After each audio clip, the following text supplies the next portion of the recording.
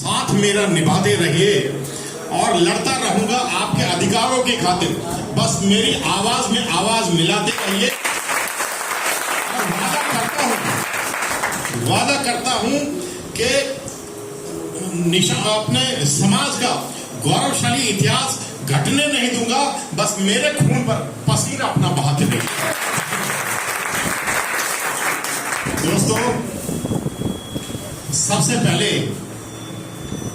मैं अपने सभी महापुरुषों को इस मंच से याद करता हूं, उनको नमन करता हूं और उनसे जो सीखा है वो आपके सामने पेश करता हूं। आज की ये जो सभा है, ये हमारी संस्था बहिष्कृत वेलफेयर फाउंडेशन इंडिया का फाउंडेशन डे है, दूसरा स्थापना दिवस है दूसरा। और इसमें आज मंच पर उपस्थित मेरे साथी, मेरे छोटे भाई, जुझारू नेता, हर दिल अजीज समाजसेवी भाई प्रेम कुमार विद्यार्थी जी, जो संस्था के अंदर राष्ट्रीय प्रमुख महासचिव हैं, और मेरे बाएं बैठी है हमारी पार्षद बहन श्रीमती चित्रा विद्यार्थी जी, जो बहुत जुझारू है, कर्मठ है और अपने कामों के द्वारा और नया रास्ता अपने लिए बनाती जा रही है। और मेरे दाहिने हाथ पर बैठे हैं प्रदेश राजस्थान के बहुत कर्मठ जुझारू स्टेट चेयरमैन भाई मुकेश कुमार बौद्ध जी, और दिल्ली प्रदेश के प्रभारी डॉक्टर राजेश कुमार अन्ना जी, उपाध्यक्ष भाई राजेंद्र कोहली जी, और आर के तिलवालिया जी, जो बहुत ही पुराने बहुत बढ़िया समाज सेवी हैं और जो हमारा मूल मुद्दा है, मूल निवासियों के अधिकार, उनके लिए लड़ते आ रहे हैं। और उनके बगल में बैठे हमारे जुझारू राष्ट्रीय सचिव श्री बाबूलाल जी और छगनलाल जी, दिल्ली प्रदेश के जो हमारे उपाध्यक्ष हैं, और दिल्ली प्रदेश की महिला मोर्चा की अध्यक्षा श्रीमती पूनम कोहली जी। और हमारे बीच में हमारे ये बड़े गर्व की बात है कि क्रांतिकारी श्री भगत सिंह जी भी हमारे बीच में बैठे हुए हैं, और मैं इनका भी अभिवादन अभिनंदन करता हूं। और जितने भी आदर सम्मान के योग्य हमारे सम्मानित बुजुर्ग हैं, साथी हैं, विधानसभा अध्यक्ष हैं, आप सभी को सबसे पहले नमो बुद्धाय, जय भीम। दोस्तों, ये जो संस्था हमने बनाई है बहिष्कृत वेलफेयर फाउंडेशन इंडिया, तो सबसे पहले प्रश्न ये उठता है कि यह संस्था क्यों बनाई गई है। हमारे पास पहले से भी एक संस्था थी, अखिल भारतीय युवा कोली कोरी समाज रजिस्टर्ड दिल्ली। क्या हुआ कि जब हम काम करते करते आगे बढ़े तो बहुत से अन्य समाज के लोग, क्योंकि ये जो देश है, दुर्भाग्य है इस देश का कि जातियों पर और वर्ण व्यवस्था पर चलने वाला देश है। अगर ऐसा नहीं होता तो दूसरी हमें संस्था बनाने की आवश्यकता भी नहीं थी। और से हमारे जो वाल्मीकि समाज के लोग हैं, जाटो समाज के हमारे भाई हैं, और अन्य धोबी समाज के हैं और मुस्लिम समाज के हैं, वो लोग आज इधर नहीं है, लेकिन उनकी उपस्थिति को मैं आज भी महसूस करता हूं, क्योंकि वो सब लोग हमारी संस्था से जुड़े हैं। और उनके कहने पर उन्होंने इस बात को रखा था कि भाई हम अखिल भारतीय युवा कोली कोरी समाज से कैसे जुड़ेंगे, क्योंकि इसमें तो कोली कोरी का शब्द है, और हम अगर मुस्लिम समाज के तो हम कैसे जुड़ेंगे। तो इसमें बड़ा मंथन किया हमने, बहुत विचार किया, और इसलिए हमने इस संस्था को जन्म दिया, जिसका नाम जो है भारत सरकार से पास करवाया।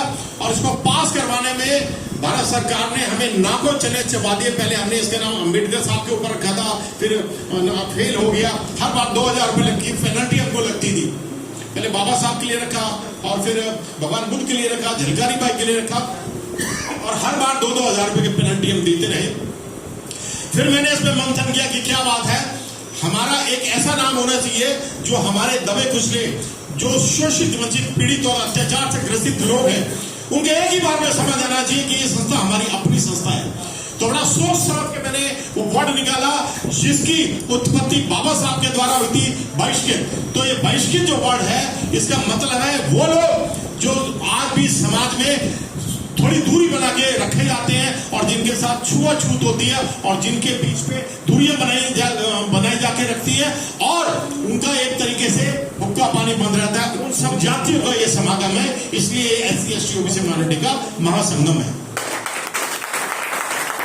अब दूसरा सवाल ये आता है कि एक छोटी सोच का, एक कहावत है ना कि पैर की मोच और आपकी छोटी सोच कभी भी जीवन में आपको आगे नहीं बढ़ने देगी। अभी यहाँ पर बहुत से हमारे साथी लोग नहीं आए हैं, हमारे साथी लोग नहीं आए हैं और उसमें एक बड़ी मजेदार बात है जो कि निंदा का विषय है और उनकी सोच के ऊपर में मतलब मेरे को बड़ी उदासीनता हुई, मुझे बड़ा दुख हुआ। उन्होंने ये बोला कि हम बहिष्कृत वाले कार्यक्रम में नहीं आएंगे और कोली समाज का कार्यक्रम हुआ तो हम आएंगे। मतलब उन्होंने आज भी अपने आप को कुएं का मेंढक बना के रखा है। अरे आप समझते क्यों नहीं है कि कुदरत ने जब कोई आपके हमारे और जो हमारे अन्य समाज के हमारे भाई हैं, अरे उनके बीच में कुदरत ने कोई भिन्नता नहीं करी। उनके भी खून का रंग लाल है, हमारे भी खून का रंग लाल है। भारत का संविधान हमको बराबर करता है, भारत का कानून हमको बराबर करता है। आईपीसी है जो हमारी दंड संविधान जो संहिता बनी हुई है, ये हमको बराबर करती है।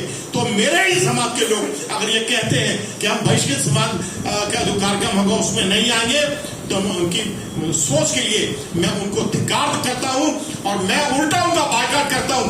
मैं ऐसे लोगों के साथ बिल्कुल काम नहीं करना चाहता जो लोग ये कहते हो कि भाई ये जो अगर बहिष्कृत वेलफेयर फाउंडेशन का कार्यक्रम होगा हम उसमें नहीं आएंगे। डॉक्टर साहब खड़े हो जाओ, आपको कुछ लोगों ने ऐसा बोला था कि नहीं? बिल्कुल बोला कि बैठिए।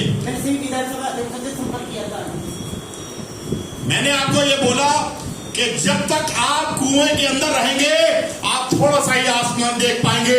जब आप बाहर निकलेंगे तब आप देखेंगे ये जो आसमान है बहुत विशाल है, इसका जो रूप है बहुत विहंगम है। अरे जब भी कोई हमें बुलाता है, अब जैसे प्रोफेसर जो दलित प्रोफेसर डॉक्टर रितु के लिए हमें किसी ने बुलाया नहीं। हमने देखा हमारे भाई साहब का फोन आया, क्रांतिकारी भगत सिंह जी का। मैंने इनको बोला भाई साहब मैं व्यस्त चल रहा हूं, लेकिन जिस दिन अभी 5 तारीख की, मैं 2 रोज पहले की बात कर रहा हूं, 5 तारीख का कार्यक्रम था ना जी, तो उसमें मैं अपने साथियों के साथ पहुंचा और पूरी ताकत से हमने जो है वहां पे उनका समर्थन किया। क्यों? क्योंकि उनके साथ छुआछूत और भेदभाव हो रहा है। दोस्तों आज भी ये वायरस जिंदा है। अंग्रेज इस वायरस को समझ गए थे, उन्होंने इसीलिए 2 जो लाइनें लिखी थी अंग्रेजी में, ये लिखा था क्योंकि अंग्रेज सबको बराबर मानते थे। अंग्रेज बाबा साहब को बराबर बैठा के खाना खिलाते थे, नाश्ता कराते थे। Touchability is a crime against human mankind. ये जो छुआछूत है ये मानव जाति के प्रति ये जो एक अपराध है, ये छुआछूत कभी नहीं करनी चाहिए। सारे नेता इस बारे में बोलते हैं, सारी सरकारें इस बारे में बोलती है, प्रधानमंत्री जी भी बोलते हैं, राष्ट्रपति जी भी बोलते हैं, लेकिन वो वायरस आज भी जिंदा है। अब आप इससे अंदाजा लगाइए, मणिपुर के अंदर महिलाओं को निवस्त्र करके घुमाया गया और वो आदिवासी समाज की महिला थी और आदिवासी आज हमारी जो है प्रेसिडेंट ऑफ इंडिया है। तो मैं ऐसा समझता हूं कि उनको त्याग पत्र दे देना चाहिए था।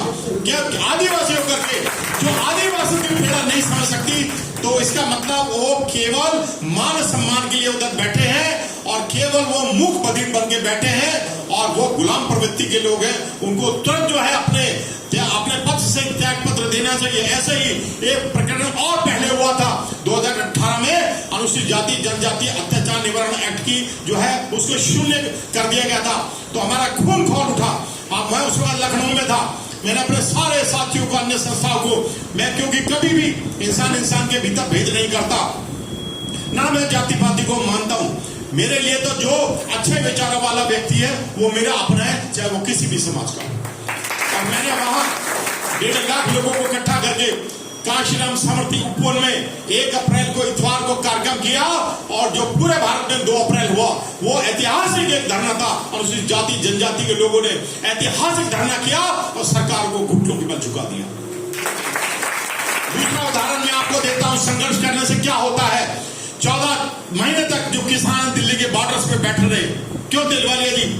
14 महीने तक देश का अन्नदाता जो है बॉर्डर के ऊपर बैठा रहा, लेकिन उनमें एकजुटता रही। उन्होंने संगठित होकर के बाबा साहब के दूसरे फार्मूले को, शिक्षित बनो, संगठित रहो और फिर संघर्ष करो, वो संगठित हुए तो उनका संघर्ष कामयाब हुआ। मैं उन किसानों को भी जिन्होंने अपनी शहादत दी, आज इस मंच से उनको नमन करता हूं। दोस्तों संगठित होने में देखो कितनी शक्ति होती है, कितनी ताकत होती है। ये कभी छोटी सोच को अपने अंदर, दिल के अंदर, अपने दिमाग के अंदर आने ना दो कि भाई ये फला समाज का है, फला समाज का है। यह हमारे देश का दुर्भाग्य है। मैंने अभी आपको बोला था, अगर ये देश जाति पाति को नहीं मानता होता तो यहाँ ये वर्ण व्यवस्था ना होती, देश बहुत ज्यादा पहले विश्व गुरु बन जाता। लेकिन आज जिस तरीके से देश चल रहा है, ये जीवन में कभी भी इस तरीके से विश्व गुरु नहीं बन पाएगा जब तक कि हमारे बहुजन का प्रधानमंत्री जो है इस देश की कुर्सी पर नहीं बैठेगा। हमारा उद्धार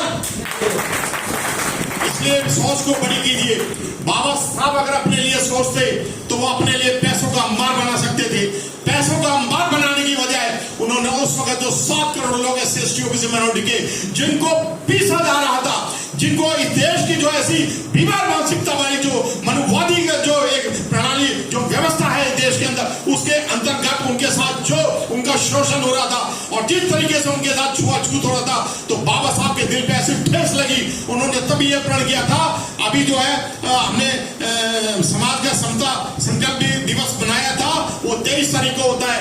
23 तारीख को हर बार आप देखेंगे इसको मनाया जाता है सितंबर में, और इसलिए हमें ये इस बात में गांठ मार लेनी चाहिए कि कोई भी पराया नहीं, सारे हमारे अपने हैं।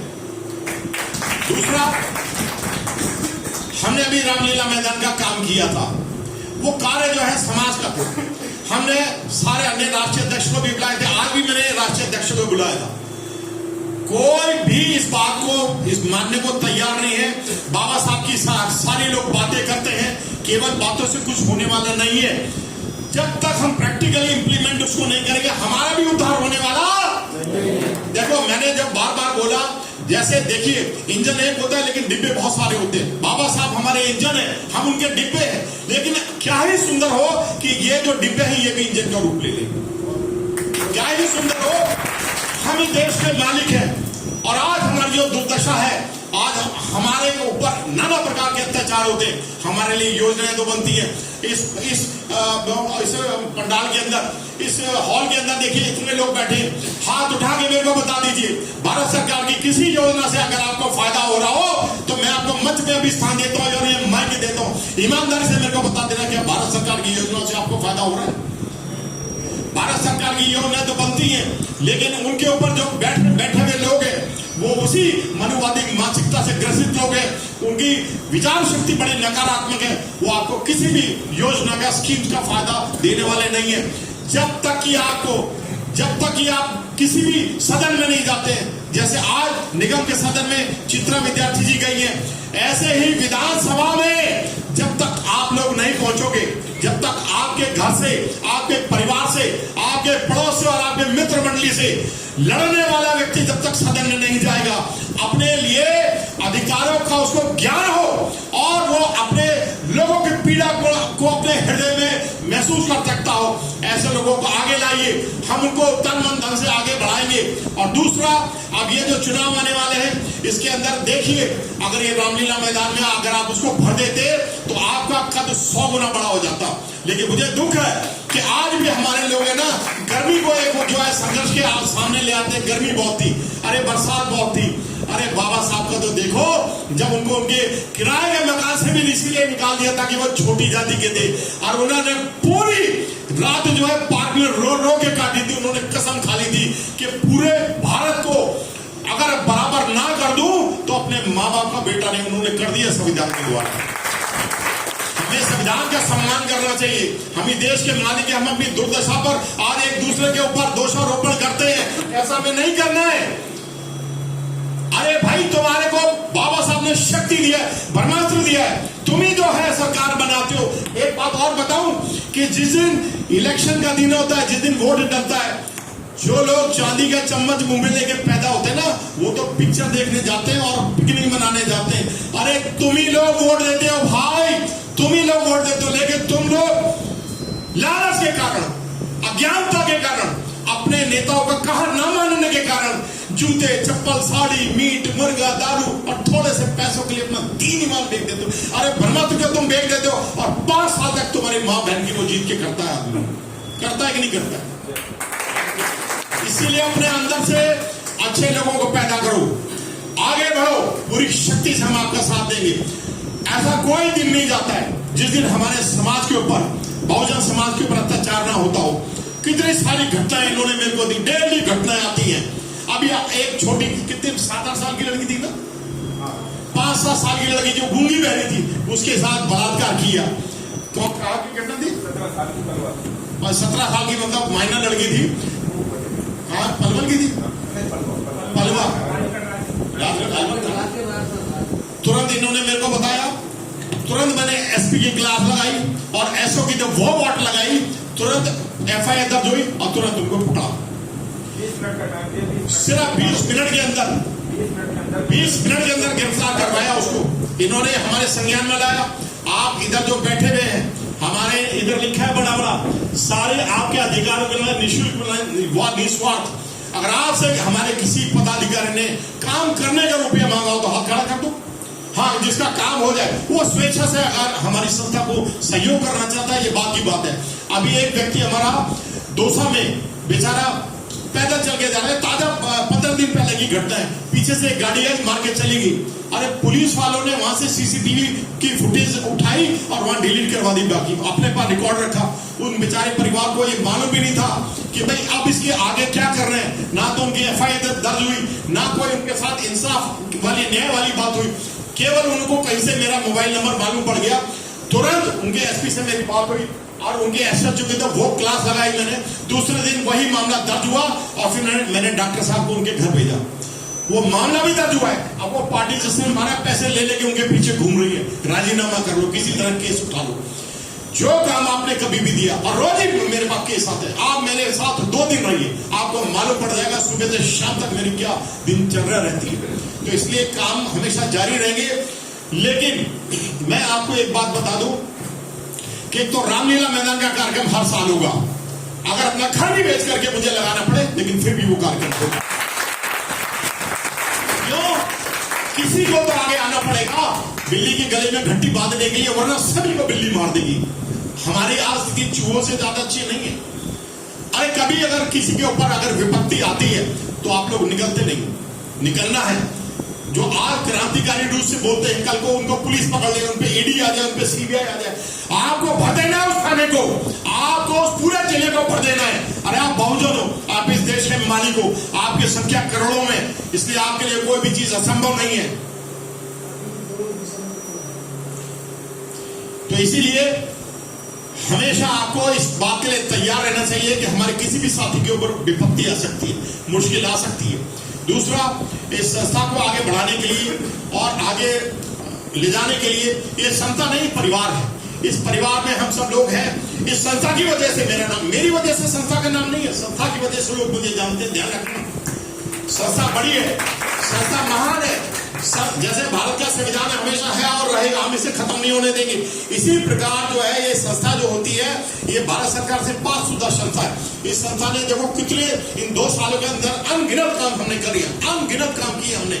और कोई भी धरना विरोध चक्का प्रदर्शन होता, हम अपने साथियों के साथ जाते हैं और पूरी धन ऊर्जा समय लगा के, ताकत लगा के उसको जो है, और आज टेलीविजन अखबार सब उसको कवरेज करते हैं। तो आगे की ये जो संस्था है, मेरे उत्तराधिकारी कौन होंगे इस संस्था के? इस संस्था में मैंने 2 साल बिताए। इस संस्था ने मुझे भी मान सम्मान दिया। ऐसी बात नहीं, आप लोग मेरे को प्यार करते हो। आप वो लोग हैं जिनका दीपक जलाए, जो आज इधर आए हो, अपना समय जो आपने इसमें दिया है। आज से मैं ये घोषणा करता हूं कि मेरे जो उत्तराधिकारी होंगे वो डॉक्टर मुकेश कुमार बौद्ध होंगे। एक बार जोरदार तालियों के द्वारा उनका स्वागत करें। अगले राष्ट्रीय अध्यक्ष जो होंगे ये होंगे।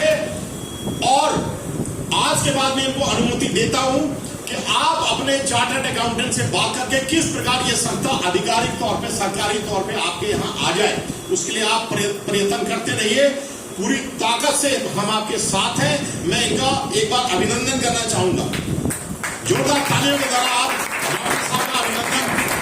क्योंकि देखिए, मेरे को वो लोग बहुत अच्छे लगते हैं जो दिल से साथ होते हैं, जो दिल से तुम्हारा और गरीबों का काम करते हैं। ये जो डॉक्टर साहब है, ये रोज ही जो है मीटिंग करते हैं। मैं खुद भी रोज अटेंड नहीं कर पाता हूँ, मैं खुद भी जो है रोज अटेंड नहीं कर पाता हूँ, लेकिन डॉक्टर साहब ने मुझे बहुत गौरवान्वित किया है। डेली मीटिंग करते हैं और समाज को समझाते हैं। तो ऐसे अब मैं देखिए, मैंने अपना ओहदा इनको दे दिया, क्योंकि इस ओहदे से ना कभी मेरी रोटी चलती थी, ना मेरे घर का चूल्हा जलता था। अगर मेरे को फायदा होता तो फायदे वाली चीज नहीं, हम फायदे वाले लोग नहीं है। हम इस क्रांतिकारी मिशन को, बाबा साहब के मिशन को आगे बढ़ाने वाले लोग हैं। और कभी भी हम छोटी सोच का शिकार नहीं है। मेरे ऊपर भी बड़े आरोप लगे कि यार ये गाड़ियों में घूमता है, यार ये तो समाज को लूट रहा होगा। भाई साहब, अगर दूसरी संस्था में किसी को चाहिए है कोई मारिका लाल, तो 6 महीने के लिए दूसरी संस्था लेके दिखा दे मेरे से। और जैसे पूरे भारत में मैं घूमता हूँ, काम करता हूँ, सिर्फ 6 महीने के लिए मैं वैसे के वैसे उसको दे दूंगा 6 साल के लिए। है कोई मारिका लाल तो आप आ जाए। विद्यार्थी जी को मैंने कई बार बोला, क्यों विद्यार्थी जी, मेरे को कोई लालच नहीं कोई संस्था चलाने से। अरे मेरे घर का धन ऊर्जा समय उसमें लगता है, मैं काम करता हूँ, ठीक है, किसी का काम हो गया, संस्था में कोई मदद करता तो ठीक है। इधर पूनम को लीजिए, इनका भी एक परसों एक काम था, इनके रिश्तेदार को हम जबरदस्त तरीके से मारा पीटा, इन्होंने मेरे को वो भेजा था सारा फोटो, सारा मुंह तोड़ दिया उसका बेचारे का, उनके घर में घुस के लोगों ने। तुरंत ही आपके एसपी से मैंने बात करी, इनके एसएचओ को वो हॉट लगे एसएचओ के, तुरंत इन्होंने शाम को उस परिवार ने मेरे को एफआईआर भेजी मेरे मोबाइल में। तो कोई भी काम हो, और अभी एक और हमारे साथी वो आज आएंगे, राज बहादुर जी यादव तो खुद भी बहुत तगड़े आदमी है, उनके ऊपर जो है गुंडा एलिमेंट है, उनके घर के अंदर सारे गमले तोड़ दिए, सारा उधर उन्होंने उत्पात किया। तो वो मैंने उनको बोला भाई साहब आप मेरे को बता दो कब आपके लिए काम करना है। उन्होंने मेरे को ये बोला भाई साहब मेरे लिए ये काम कर रहे हैं, मेरे लिए वो काम कर रहे हैं। 15 दिन निकल गए थे, क्रांतिकारी भगत सिंह ये, और एक ही बार उन्होंने मेरे को बोला। वास्तव में हमारे वो जुझारू साथी हैं, यादव समाज से हैं, उन्होंने इनकी इतनी तारीफ की कि एक दूसरे साथी हमारे नाम नहीं लूंगा, उन्होंने कोशिश की लेकिन वो कामयाब नहीं हुए, लेकिन कोहली जी ने वो काम जो है करके दिखाया। जो जोरदार तालियां। दोस्तों मैं कोई पैसे के लिए काम नहीं करता, और मैं पूरी ताकत से और हिम्मत से जब मैं किसी से बात करता हूँ, मेरे बात करने का लहजा आप देखना, वो रिकॉर्डिंग भी मैंने इनको भेजी थी, जिस तरीके से मैं डीसीपी साहब से बात कर रहा था। मैंने तुरंत मेरे को उस पर एक्शन चाहिए, तुरंत उन्होंने ये बोला कि जिनको आप अभी भेज दो। वो लोग गए, मिले, और तुरंत सेम रिएक्शन हुआ, और सेम डे शाम को उन्हीं का 15 दिन से परेशान थे, तुरंत फोन आ गया कि भाई साहब आपने कमाल कर दिया, हमारा तो काम ही हो गया। तो गुंडा एलिमेंट उनके घर आए, माफीनामा लिखा, नाक रगड़ी, तब जाकर उनका छुटकारा हुआ। तो हम आपके साथ हैं, लेकिन आपको पूरी ईमानदारी से। अच्छा दूसरा, ये जो चिराग है जिसकी रोशनी तो आप और हम सब ले लेंगे, लेकिन तेल थोड़ा थोड़ा सबने डालना है, इसमें आर्थिक सहयोग सबने करना है।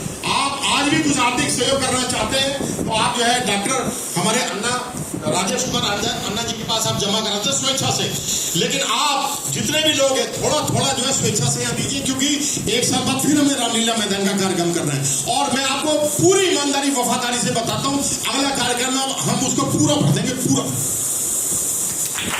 हमारे लिए कुछ मुश्किल नहीं है, लेकिन अब हमें ऐसा समय चुनेंगे दिसंबर का। दिसंबर में मौसम एकदम कूल होता है, तो आराम से जो हमारे लोग वहाँ आएंगे और उस कार्यक्रम को हम करेंगे।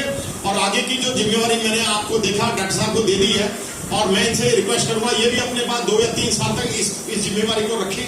और इस संस्था के अंदर मैं कार्यकारी अध्यक्ष रहूंगा, ये मेन अध्यक्ष ये रहेंगे, अब मेन राष्ट्रीय अध्यक्ष नेशनल चेयरमैन डॉक्टर साहब रहेंगे, मैं वर्किंग नेशनल चेयरमैन रहूंगा, जो कि मैं इनको सपोर्ट करता रहूंगा, क्योंकि इनको भी कभी अकेलापन ना लगे कि मेन बंदा तो हट गया, हटा नहीं, मैं आपके साथ हूँ। मैं चाहता हूँ कि मेरे समाज में लीडरशिप पैदा हो, इनके अंदर लीडरशिप क्वालिटी है। और अगला कार्यक्रम जयपुर में होगा, आप सभी इस बात को मान लीजिए। और साल में इस साल के अंत में दिसंबर में नेपाल में भी चल रहा है, वो बेचारे उनका फोन भी आया है नेपाल के लिए कब प्रोग्राम बना रहे हो, तो नेपाल में जो साथी चलना चाहे मैं यहाँ से गाड़ी करवा दूंगा, थोड़ा थोड़ा कंट्रीब्यूशन दे देना, तो ना दे पाए उसको वैसे मिल जाएंगे। तो नेपाल के लिए मैं तैयार रहना। आज आपके इस भाई की, आपके सेवक की हर जगह धूम है, हर लोग बुलाना चाहते हैं, हर लोग कार्यक्रम चाहते हैं, लेकिन हम ये चाहते हैं कि पहले घर हमारा मजबूत हो,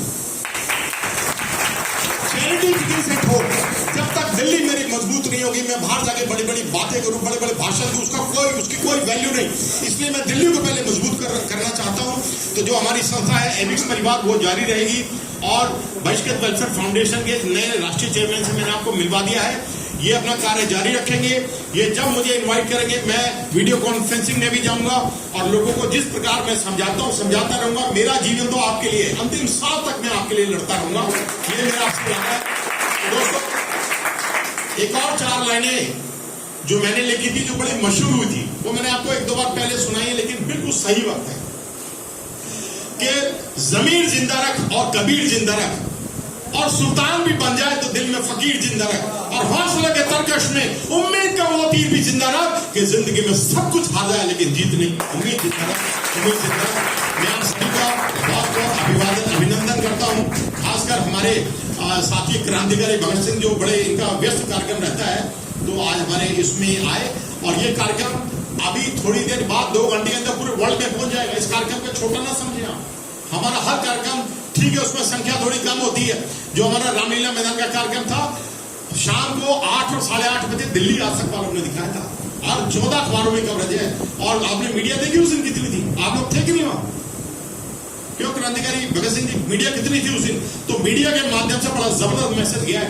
और वो जो हमारे मुद्दे थे, वो एक हमारे है भाजपा के, उन्होंने फिर वो उठाए वो मुद्दे, हमारे उठाने के बाद वो मुद्दे उठाए, तो देखो वो भी व्यर्थ कभी, मतलब पत्थर जो है, इन्होंने बड़ा अच्छा एक स्लोगन थैले के ऊपर लिखा था, इन्होंने थैले बांटे थे समाज में कि पत्थर टूटता तो आखिरी चोट से, लेकिन पहले की चोटें व्यर्थ नहीं आती, तो वो चोटें पहले वाली है और हमारे लिए उसको भरना कोई मुश्किल नहीं है, उसको हम भर देंगे।